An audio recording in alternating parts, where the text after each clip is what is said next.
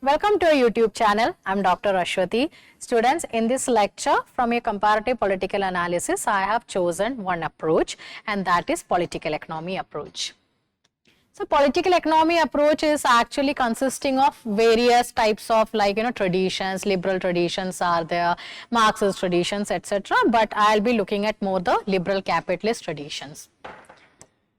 Let's start. So, how did it emerge? Although we have the Marxian tradition is also there, that emerged pretty earlier.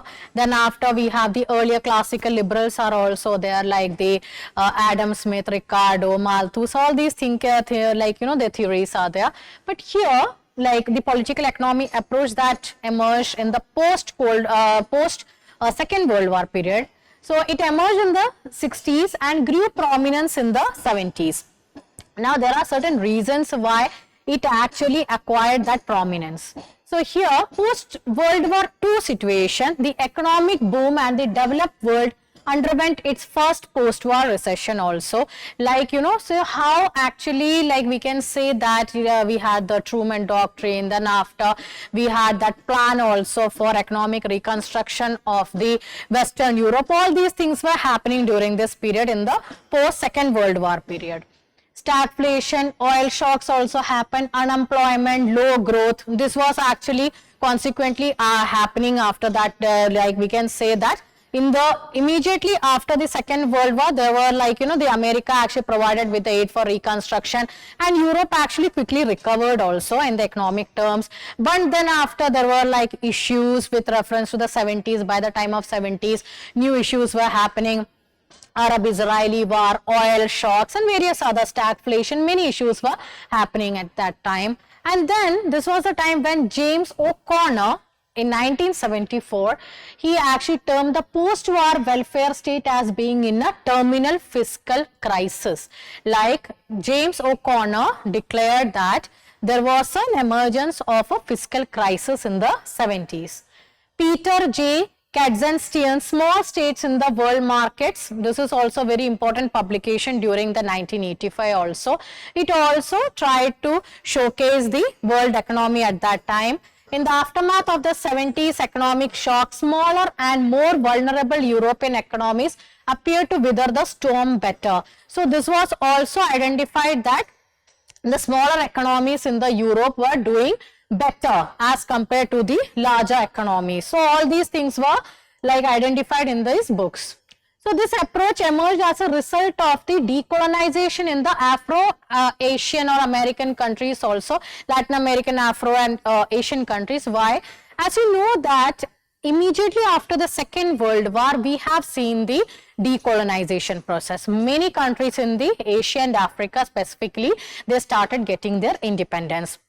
Some through violent methods, some through they had to go through civil wars and various other methods, like Algerian civil war is also there.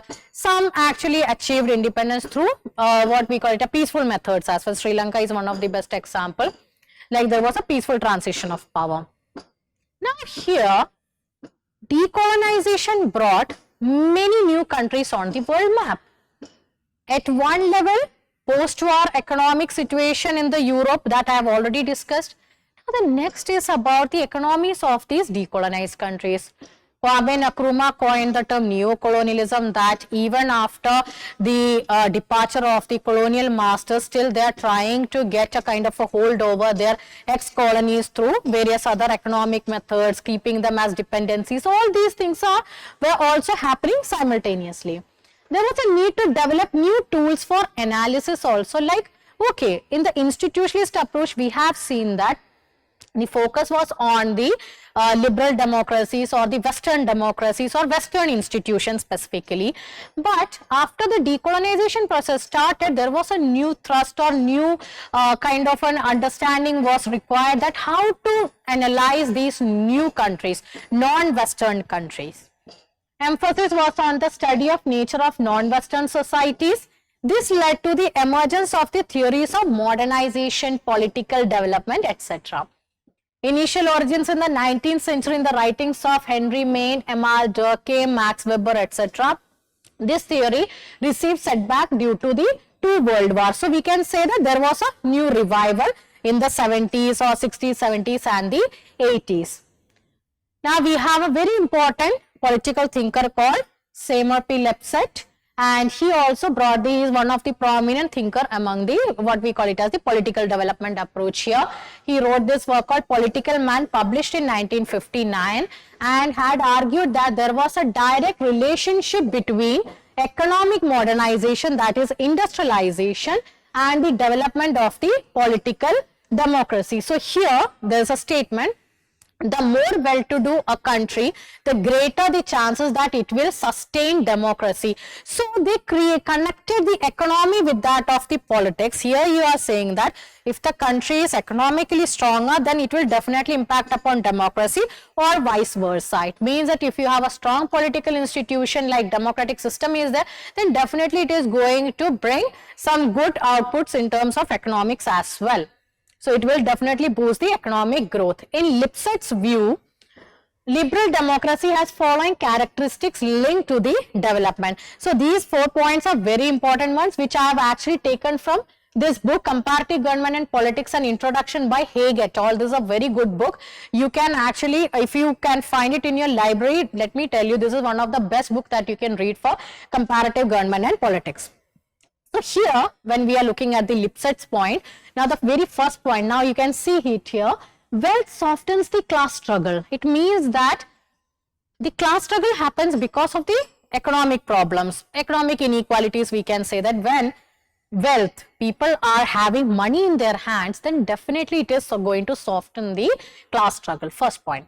Second point, economic security raises the quality of governance. It means that when people are economically secure, then it raises the standard of governance or the quality of the governance. Like we can say that when you watch the English movies and various other things, they talk about good neighborhoods and bad neighborhoods.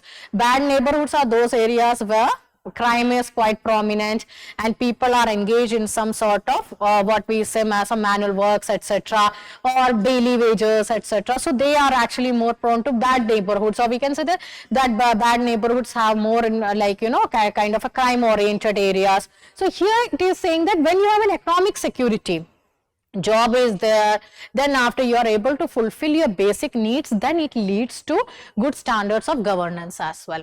More interest groups to reinforce liberal democracy. It means that a very strong civil society will definitely strengthen the democracy, liberal democracy. And the last point is very important. Education inculcates democratic and tolerant values. It means that education has a very important place here. It actually boosts, or we can say, democratic and the tolerant values. Tolerance towards the communities, like let's say that it can be different minorities, majority, or whatever. It actually helps in greater integration, greater accommodation as well. Now here, three key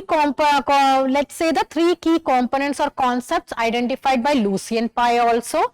One is equality, second is capacity, third is differentiation.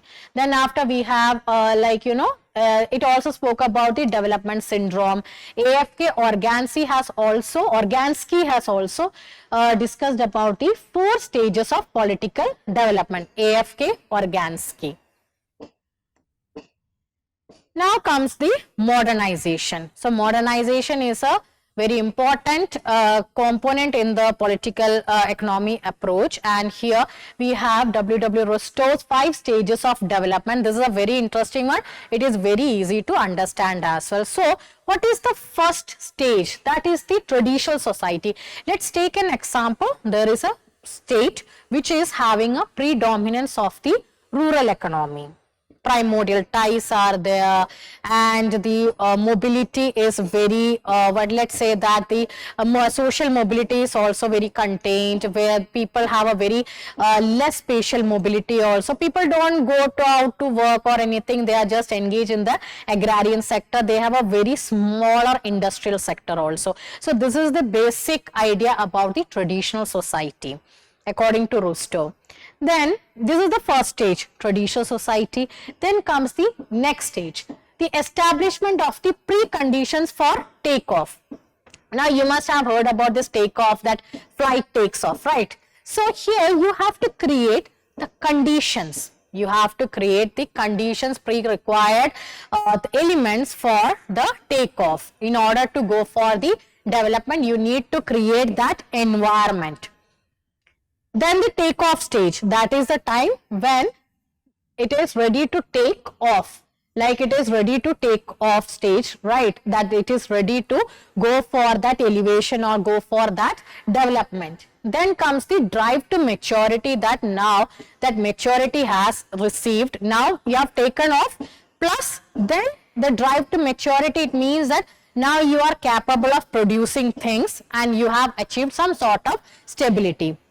The last stage is about the mass consumption. It means the epoch of high mass consumption, where the people are capable of satisfying their demands, their needs, etc. At one level, they are capable of like getting a good job, plus they are capable of enjoying their basic needs because they have the purchasing power and everything is there. They have a kind of a good consumption level. Like you are capable of buying things of your that you have dreamed of. So all these things are like, these are the 5 stages like identified by Rostow in his work. Then after, we have the Samuel P. Huntington. He has discussed about the political decay theory. He says that the crux of his idea is that, like, rather than just only putting more weightage by the states on the economic development, he spoke about there should be more thrust on the strengthening of the institutions, political institutions. Why? He is saying that, okay, you are just going, you are just developing the economic things and all. Then what will happen is that the people's demands actually keep on changing, and when they have high expectation and the state is not capable of providing the same, then it leads to chaos, riots and various other problems. So for him, there is a need to strengthen the political institutions to get rid of the situation like a political decay. And political development and economic modernization are not synonymous. To him, stable authoritarian system is better than an unstable democracy. So this is a very catchy line by him, that what you need to do is like you have to strengthen the political institutions. So here, students, in this lecture you have understood that what are the different types of political economy approach which are having a kind of a, we can say that, inclination towards liberalism and capitalism, modernization theory, political development theory, as well as I have discussed about the origins in the post-Second World War scenario. So students, that's all in this lecture. See you in another lecture. Stay tuned. Bye-bye.